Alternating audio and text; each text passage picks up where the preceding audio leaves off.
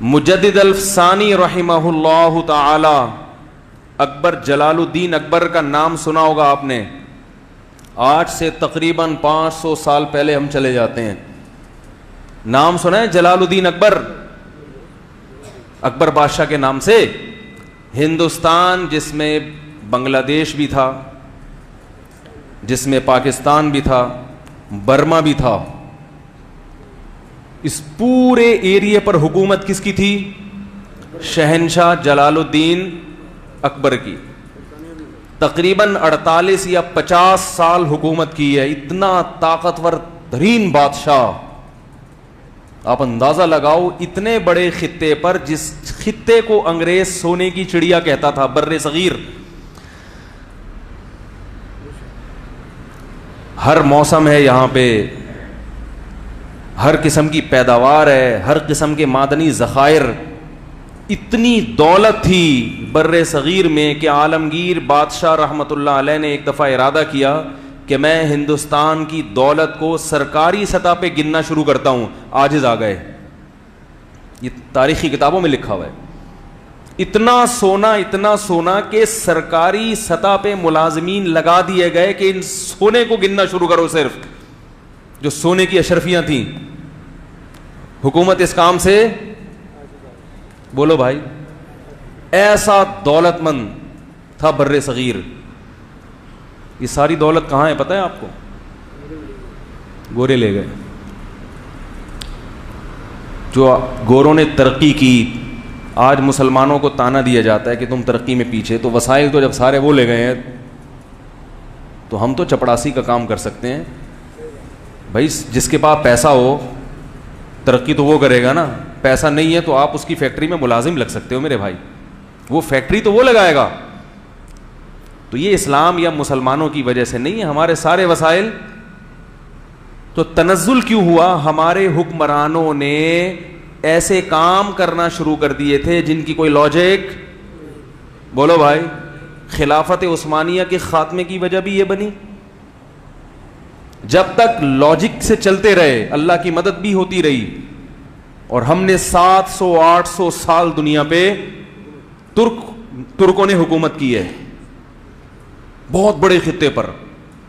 اور آج سے 400 سال پہلے انگریز ہماری یونیورسٹیوں میں پڑھنے کے لیے آیا کرتے تھے اور ہماری ڈگریوں پہ فخر کیا کرتے تھے. نہیں آ رہا؟ عجیب سی باتیں لگ رہی ہوں گی آپ. جامعہ ازہر یونیورسٹی الزیتونہ شام میں تھی. یہ بڑی مشہور یونیورسٹیاں تھیں. 400 سال کوئی زیادہ پرانا عرصہ نہیں ہے. اور میں نے ایک بیان میں گورے کی کتاب کا حوالے کے ساتھ اس کا ایک حوالہ پیش کیا تھا، جس میں اس انگریز نے لکھا کہ اگر مسلمان سائنسدان پیدا نہ ہوتے تو آج انسانیت جس ترقی کی انتہا پر ہے، اس انتہا پر آج سے کم از کم 500 سال بعد جا کے پہنچتی. یہاں تک آ گئی سمجھ میں یا نہیں آئی؟ کیونکہ آج کل لبرل لوگ جو ہے نا، جو لبرل لوگ ہیں، وہ مذہب کو بار بار کہ یہ مولوی ہیں جو ترقی میں کیا کر رہے ہیں، رکاوٹ. یہ مولویوں کو انہوں نے لوگوں کو یہ بتا دیا کہ پاجامہ پہلے سیدھا والا پھر الٹا والا ہے، مسواک ایسے کرنی ہے، شلوار ٹخنے سے اوپر رکھنی ہے، اور سرما اتنے، مسواک کا سائز کتنا ہوگا اتنا ہوگا. ایک بالش انگل سے زیادہ موٹی ہو گئی تو دائرہ اسلام سے خارج. کل میرے پاس ایک صاحب آئے، مسواک کتنی موٹی ہو؟ میں نے کہا جتنے خود موٹے ہو آپ. ہر چیز اپنے حساب سے رکھی جاتی ہے نا. بھائی کوئی پوچھے شلوار کتنی چوڑی ہو، تو بھائی جتنے چوڑے آپ ہو اس حساب سے اب شلوار رکھو. تو یہ پاجامہ سیدھے ہاتھ میں پہننے سے ترقی کا کوئی تعلق؟ یعنی اگر آپ پہلے یہ والا پائنچا ڈال لو گے یا پینٹ کا یا شلوار کا تو کیا نمبر کم آئیں گے امتحان میں؟ خام خواہ کی فضول باتیں. تو جب علماء کی حکومت تھی، اسلام کی حکومت تھی، تو سائنس ٹیکنالوجی کس کے ہاتھ میں تھی؟ ہمارے ہاتھ میں تھی. اس لیے ہم حکومت سے کہتے ہیں آج اپنی یونیورسٹیوں کو مدارس کے حوالے کرو، مزہ نہ آئے پیسے واپس. دیکھو انشاءاللہ ہم کیسا اچھا رزلٹ دیتے ہیں آپ کو. کل واٹس ایپ پہ کسی نے تصویر بھیجی، وفاق المدارس کا بھی امتحان ہو رہا ہے اور میٹرک کا بھی. میٹرک کا جو وفاق المدارس کے جو بچے ہیں نا, مسجد میں تمیز سے نیچے بیٹھے ہوئے پرچہ حل کرنے میں مصروف, کوئی نقل نہیں ہو رہی, کوئی پھرے بازی نہیں, کوئی تعلقات نہیں. اور میٹرک کا جو ایگزامینیشن ہال تھا اس میں دکھائے کوئی لوگ چڑھے ہوئے ہیں کی طرح نا, بندروں کی طرح کھڑکیوں پہ لوگ چڑھے ہوئے ہیں پھرے دینے کے لیے, وہاں سے جھانک جھانک کے پھرے پارسل کر رہے ہیں. یہ ترقی ہوگی ایسے؟ تو مدارس کے حوالے کر دو انشاءاللہ, جامعۃ الرشید کے حوالے کرو, دیکھو کیا ہوتا ہے. خیر, میں جو اصل بات عرض کر رہا تھا, جلال الدین اکبر, جلال الدین اکبر بہت طاقتور بادشاہ تھا. اب بادشاہ کے دربار میں ہر قسم کے مولانا لوگ ہوتے ہیں. جو اہل حق علماء تھے وہ بادشاہ سے دور ہو گئے. یہ بہت اہم بات ہے, اللہ کرے کسی طرح دماغ میں اتر جائے. جو اہل حق لوگ تھے نا, وہ یہ کہتے تھے کہ بادشاہ سے قرب حاصل کرنا یہ دنیا پرستی ہے, یہ حکومت کا پٹھو بننا ہے, ہم بادشاہ کا قرب حاصل نہیں کریں گے. کیونکہ بادشاہ لوگ اکثر عیاش ہوتے ہیں, دولت آتی ہے تو عیاشی بھی ساتھ میں آتی ہے.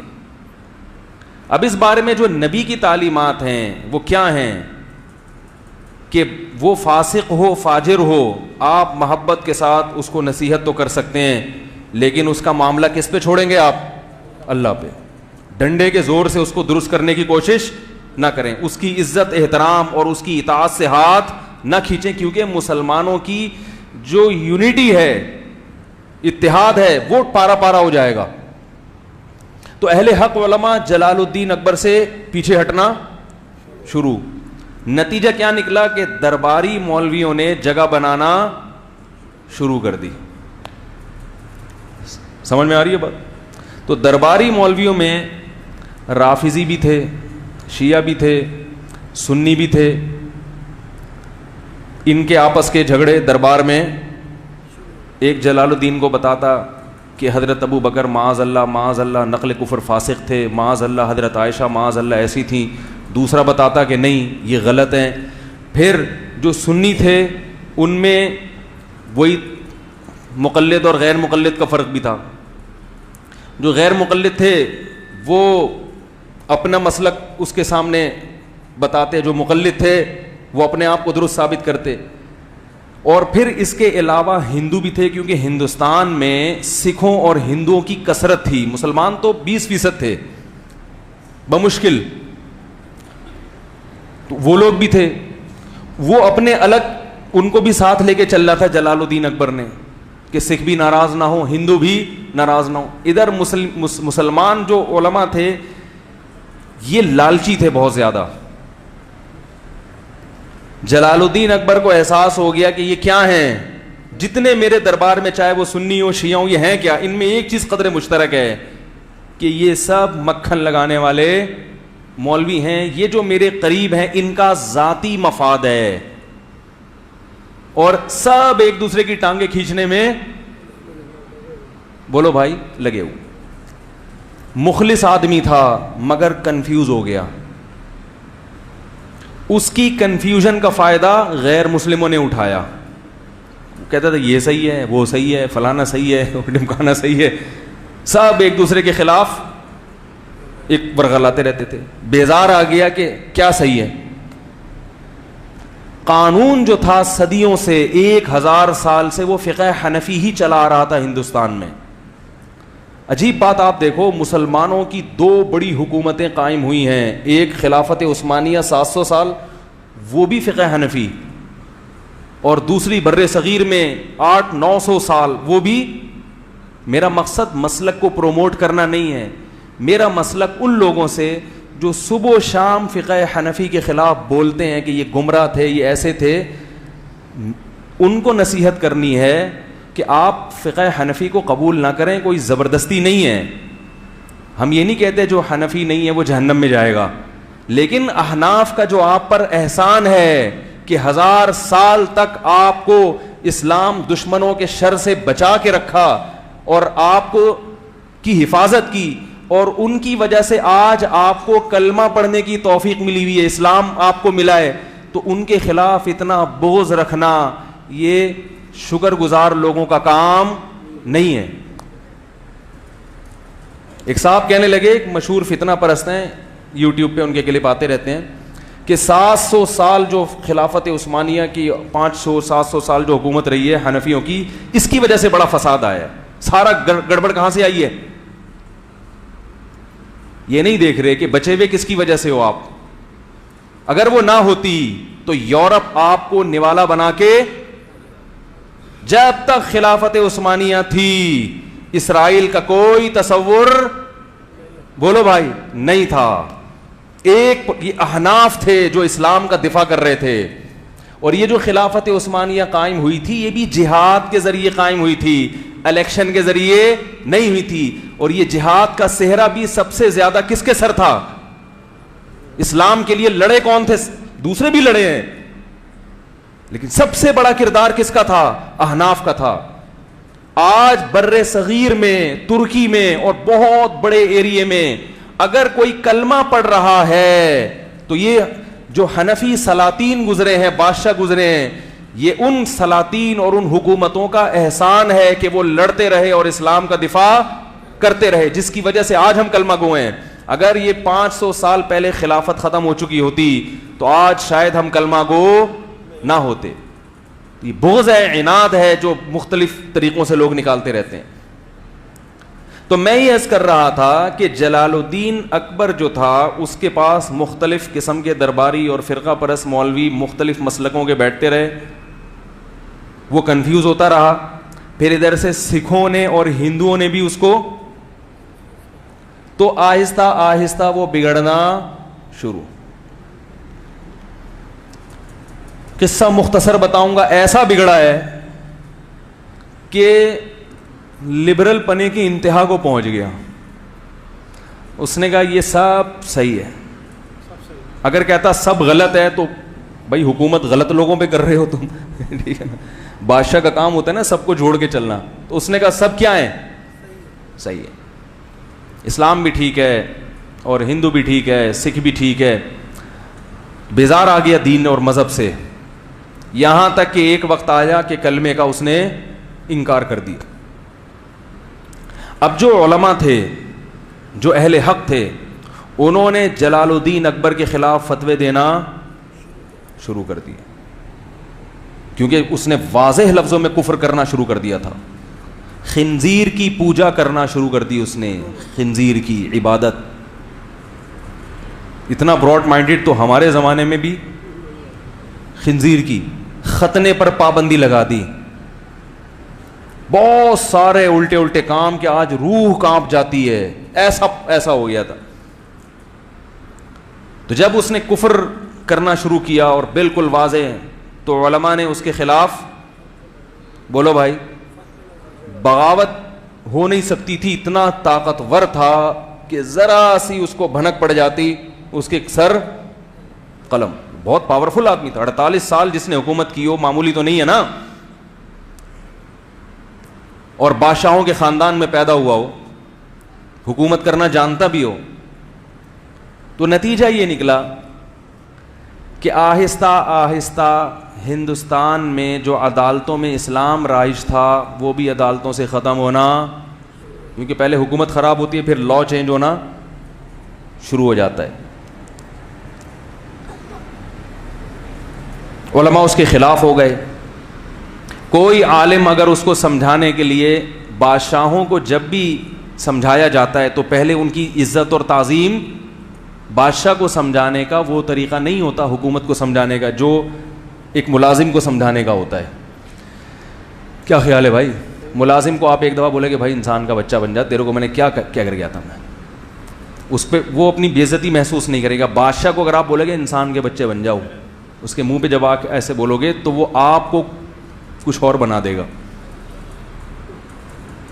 اس موقع پر مجدد الفسانی, الف ثانی کا مطلب دوسری 1000ویں صدی, 1000 سال ختم ہو چکا تھا اور دوسرا 1000واں ہجری کا. حدیث میں آتا ہے نا اللہ تعالیٰ ہر صدی کے شروع میں کسی ایسے مجدد کو بھیجے گا جو دین کی تجدید کرے گا. یہ صحرا مجدد الفسانی رحمۃ اللہ علیہ کے سر جاتا ہے اور اتفاق سے وہ بھی حنفی تھے. میں پھر بھی کہہ رہا ہوں میرا مقصد اس کو ہائی لائٹ کرنے سے آپ کو حنفی بنانا نہیں ہے, احناف کا بغض آپ کے دلوں سے نکالنا ہے کہ یہ کارنامہ بھی کسی حنفی کے کھاتے میں گیا ہے, ورنہ ہندوستان میں اسلام تہز نہز ہو گیا تھا. یہ وقت کے بہت بڑے عالم تھے اور تصوف میں بھی انتہا کو پہنچے ہوئے تھے. تصوف کا تذکرہ بھی اس لیے کر رہا ہوں تاکہ تصوف کا بغض جو آپ کے دلوں میں بھرا ہوا ہے نا وہ بھی نکالوں. صوفیوں کی دو قسمیں ہیں, ایک بدعتی اور ایک قرآن و سنت کے پابند. آپ تصوف کا سرے سے ہی انکار کر دو, یہ غلط ہے, یہ غلو ہے, یہ مبالغہ ہے. دین کی خدمت میں, دین کو بچانے میں جہاں مجاہدین کا بہت بڑا کردار ہے, صوفیاء کرام کا کردار بھی کسی سے کم نہیں ہے. اور جہاد میں بھی صوفیاء کا بہت بڑا کردار ہے. اکثر بڑے بڑے جو اسلامی تاریخ میں ہیروز گزرے ہیں وہ کسی بزرگ سے ان کا باقاعدہ اصلاحی تعلق تھا اور کسی کی صحبت میں رہ کے انہوں نے اللہ اللہ کرنا سیکھا تھا. جب تک اللہ کے عشق کی چنگاری بزرگوں کی صحبت میں رہ کے دل میں نہیں لگتی اس وقت تک اتنے بڑے کارنامے انجام دینا انسان کے لیے بہت مشکل ہے. خشک علم جو ہے نا, خشک علم, یہ انسان سے کوئی بڑا کام نہیں کرواتا. تو مجدد الفسانی رحمۃ اللہ علیہ نے پورے بر صغیر کا سفر کیا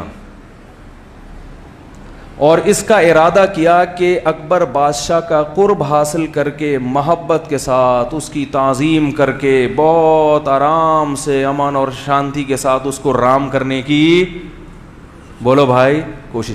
اور یہ ظاہر اس کو پہلے ثابت کر دیا جائے اپنے عمل سے کہ نہ ہمیں حکومت کی لالچ اور نہ ہمیں پیسوں, نہ ہمیں کوئی مدرسے کا چندہ چاہیے آپ سے. آج کوئی کسی حاکم سے ملتا ہے نا, اس کو نماز سمجھانے کے لیے زکوٰۃ, تو وہ سمجھ جاتا ہے کہ مقصد کیا ہے مدرسے کا. مدرسے کا چندہ لینا بھی کوئی بری بات نہیں ہے, لیکن ایسے موقع پہ لینا. مجھے ایک صاحب کہنے لگے, وہ کیا بیان ہوا تھا میرا زبردست, تو انہوں نے کہا اب آپ ایک چندے کا بھی اعلان کریں. میں نے کہا اگر میں نے ابھی کوئی بھی کام ہو, چاہے غریبوں کے لیے چندہ کیوں نہ ہو, میں نے ابھی اعلان کیا تو لوگ بولیں گے مولوی صاحب چورن بیچنے آئے تھے. کیا بیچنے آئے تھے؟ چورن بیچ. پہلے نماز روزہ زکوٰۃ, ہاں بھائی وہ مسئلہ یہ ہے کہ وہ شاباش جیبیں خالی کرو. تو ہر چیز کا ایک موقع ہوتا ہے, چندے کے خلاف نہیں ہے. چندہ نبی صلی اللہ علیہ وسلم نے بھی کیا ہے مگر استغنا کے ساتھ ہو. تو مجدد الفسانی رحمۃ اللہ علیہ نے جلال الدین اکبر کے قریب میں ایسے علماء جو وہاں تک پہنچ سکتے تھے ان کو تیار کیا کہ تم جاؤ اور بادشاہ کا دربار جو منافق مولویوں سے بھرا ہوا ہے اس دربار میں داخل ہونے کی کوشش کرو اور کسی طرح بادشاہ کو یہ باور کراؤ کہ ہم تمہارے خیر خواہ ہیں, نہ ہم تمہارے خلاف بغاوت چاہتے ہیں, نہ ہم تمہاری حکومت کا تختہ الٹنا چاہتے ہیں. بہت محبت سے بڑی اس کی ایک میں نے اس پر ایک پورا بیان کیا تھا JTR میڈیا کے, اس سے پوری تاریخ آپ لوگوں کے سامنے 20-30 منٹ میں نا پورے ایک تاریخ کا خلاصہ پیش کیا تھا. ابھی وہ تو میں نہیں بتا سکتا کیونکہ وہ پورا جو میں اصل جو میسج دینا چاہتا ہوں وہ رہ جائے گا. تو جا کر بہت محبت کے ساتھ بہت, اور پھر آہستہ آہستہ بادشاہ کے جو شہزادے تھے جن کو حکومت ملنے والی تھی بادشاہ کے مرنے کے بعد, ان کو بھی تیار کرنا شروع کیا. محبت سے دین پر لا کے محبت کے ساتھ, یہاں تک ملتا ہے کہ مجدد الفسانی نے اکبر بادشاہ کے بیٹے سے یہ کہا کہ جب تک تو جنت میں نہیں جائے گا میں اللہ سے وعدہ کرتا ہوں کہ میں بھی جنت میں نہیں جاؤں گا, میں اللہ سے تیری اتنی سفارش کروں گا. اب آپ بتاؤ کام کس نے کیا؟ وہ علماء جو فتویٰ دے رہے تھے کہ یہ ناجائز, یہ فلانا, یہ یہودی ہے, یہ انڈیا کا ایجنٹ ہے, یہ را کا ایجنٹ ہے, یہ فلانا ہے, ان لوگوں نے تو بیچاروں میں اخلاص ہوگا مگر کام انہوں نے کیا کر دیا؟ بگاڑ دیا. کیونکہ پاور تو اسی کے پاس ہے نا. آپ کے اس کے فتویٰ دینے سے اگر اس کا تختہ الٹ رہا ہوتا, کوئی دوسری حکومت آ رہی ہوتی, پھر تو فتووں کا فائدہ تھا. طاقت اس کے پاس ہے, قوت اس کے پاس ہے. اس قسم کے فتوے صحیح ہونے کے باوجود حکمت اور مصلحت کے ہر صحیح بات ہر ایک کے سامنے کرنے کی نہیں ہوتی. تو مجدد الافسانی رحمت اللہ علیہ نے ایسی پوری ٹیم تیار کر لی علماء کی, جو حکومت کے دربار میں داخل ہونے میں کامیاب اور بادشاہ کی نظروں میں قرب حاصل کرنے میں کامیاب. بادشاہ کو یہ احساس ہو گیا کہ یہ لالچی لوگ نہیں ہیں.